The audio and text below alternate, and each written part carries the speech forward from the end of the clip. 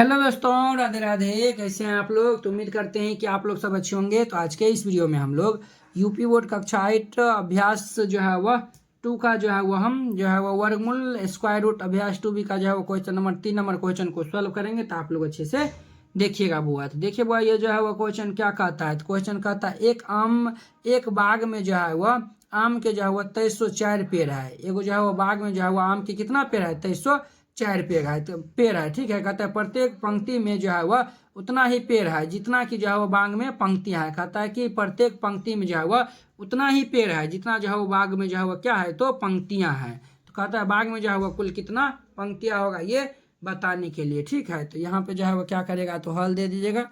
यहाँ पे पहले मान लेंगे हम, क्या मान लेंगे, तो हम मान लेंगे माना कि यानी कि बाग में जो है वो कुल कितना पंक्ति है वो बताना है। देखिए बाग में जितने पंक्तियां उतना ही जो है वो पेड़ है। तो हम मान लेंगे ये जो है जो ज्ञात करने के लिए कहता है ना, उन्हीं को हम मान लेंगे।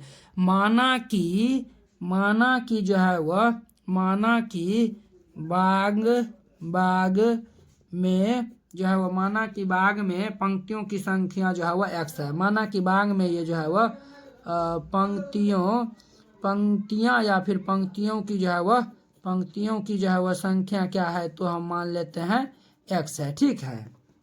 अब यहाँ पे लिखेगा प्रश्न से, क्या लिखेगा? प्रश्न से। अब हम प्रश्न के अनुसार चलेंगे, प्रश्न जैसा कहेगा उसके अनुसार चलेंगे। कहता है एक बाग में जो है वो आम के 2304 पेड़ है। कितना पेड़ है? 2304 पेड़ है।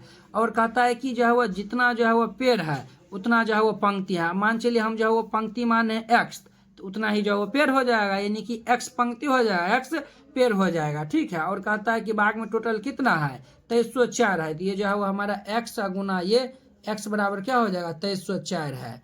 देखिए बुआ, ये जो है वो यानी x जो है वो कितना है? पेड़ है और x पंक्ति है। ठीक है। तो जब दोनों को गुना करेंगे तो ये जो है वो 2304 के बराबर हो जाएगा। क्यों हो जाएगा? क्योंकि जो है वो 2304 ही जो है वह बाग में वह पेड़ है। तो अब देखिए बुआ, ये जो है वो x स्क्वायर बराबर कितना हो जाएगा? 2304 हो जाएगा। तो यहाँ से हम x का मान निकालेंगे तो ये x स्क्वायर इधर आएगा तो ये रूट चढ़ जाता है। क्या चढ़ जाता है? रूट चढ़ जाता है। ये रूट चढ़ गया। ठीक है। अब देखिए 2304 का जो है हम क्या करेंगे, तो अभाज्य गुणनखंड कर लेंगे। तो ये जो है वो हम 2304 का अभाज्य गुणनखंड अब बगल में भी कर सकते हैं, यहाँ भी जो है वो कर सकते हैं। तो हम 2304 का करेंगे तो 2 से लगाएंगे तो 1, और ये जो है 15 दूनी 30 और 2 दूनी के 4, फिर 2 से लगा देंगे तो 2 पंचे 10, और ये जो है वो 7 दूनी 14, 2 छक 12, यानी कि 576 हो गया। ठीक है। फिर ये 2 से लगा देंगे तो 2 दूनी के 4, और ये जो है वो 17, तो 2 अट्ठे 16, 2 अट्ठे 16, फिर 2 से लगा देंगे तो 1 4 4, 144 हो गया। फिर ये जो है वो 2 से लगा देंगे तो ये 72 हो गया। फिर ये जो है वो 2 से लगा देंगे तो ये जो है वो 36 हो जाएगा। 2 से लगा देंगे तो ये 18 हो जाएगा। फिर ये जो है वो हम 2 से लगा देंगे तो ये 9 हो जाएगा।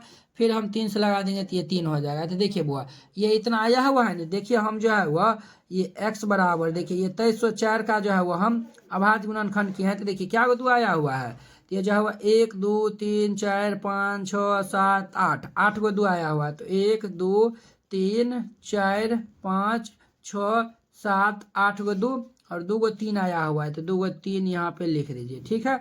इस तरीका से लिख दीजिएगा। तो अब देखिए x बराबर जोड़ा बनाइए।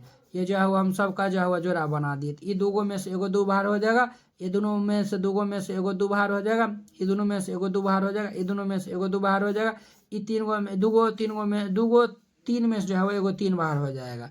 अब देखिए x बराबर सबको गुना कर लेंगे तो 2 दूनी 4 दूनी 8 दूनी 16, 16 तिया 48। x के मान कितना आया हुआ? 48। हम x किसको माने थे? बाग में जो है वह पंक्तियों की संख्या को x माने थे। तो बाग में कुल कितना जो है वो पंक्ति हो जाएगा? x माने थे, x के मान 48 निकाले हैं, तो 48 जो है वो कुल पंक्ति हो जाएगा। तो यहाँ पे जो है वो नीचे हम लिख देना है। क्या लिख देना है? तो लिख दीजिएगा, तो ये जो है वो लिख दीजिएगा बाग में जो है वह कुल 48 पंक्तियां हैं।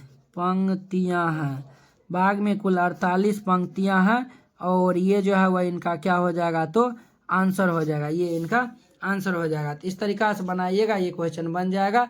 तो उम्मीद करते हैं कि आप लोग ये क्वेश्चन बहुत ही अच्छा तरीका से समझ गए होंगे। तो चलिए अब हम अगले वीडियो में मिलते हैं इसका जो है 4 नंबर क्वेश्चन के साथ।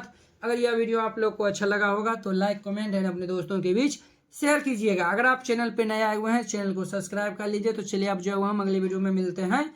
जय हिंद।